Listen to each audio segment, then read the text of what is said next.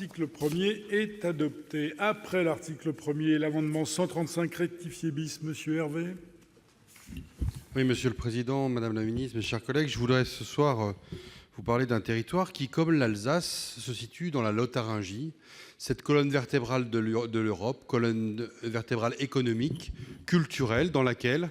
on retrouve tout un tas de collectivités, de territoires, de la mer du Nord jusqu'à Gênes, et territoires qui méritent de voir leur spécificité reconnue, puisque c'est en plus l'endroit où passent énormément de nos frontières européennes. Et dans cette Lotharingie, la Haute-Savoie trouve une place tout à fait particulière, et si les Alsaciens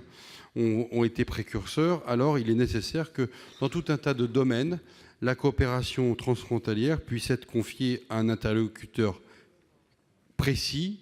crédible, qui est le conseil départemental. C'est la raison pour laquelle, avec mes deux autres collègues de Haute-Savoie, Sylviane Noël et Cyril Belva, ainsi que Madame Berthet, sénatrice de la Savoie, et d'autres collègues qui nous ont fait l'amitié de co-signer cet amendement, nous avons déposé cet amendement pour que la Haute-Savoie soit pleinement reconnue dans ce qu'elle est,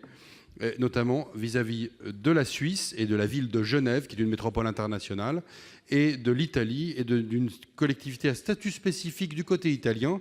qui est la région autonome du Val d'Aoste, des territoires avec lesquels nous avons besoin de discuter, avec lesquels nous discutons déjà, mais avec lesquels il serait nécessaire que le département, en tant que collectivité territoriale, puisse être reconnu comme un acteur de premier plan et comme chef de file dans tous les domaines que sont les transports et l'économie en particulier.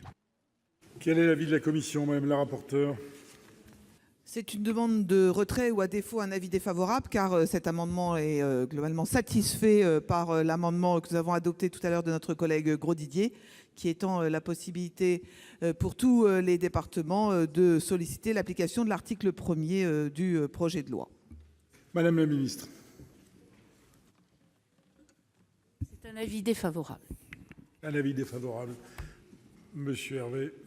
Oui, Monsieur le Président, pour explication de vote,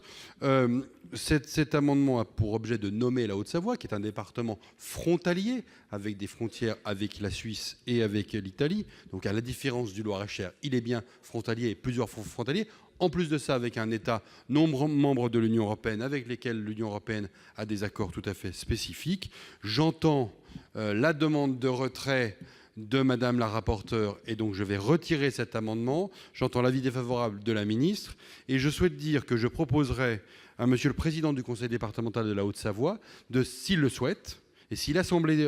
départementale le souhaite, de saisir le gouvernement sur la base de ce texte pour que, dans l'avenir, un avenir que j'imagine très proche, puisque c'est un engagement pris par le ministre au banc des ministres dans le cadre de la discussion de ce texte, nous puissions avancer sur la reconnaissance par la loi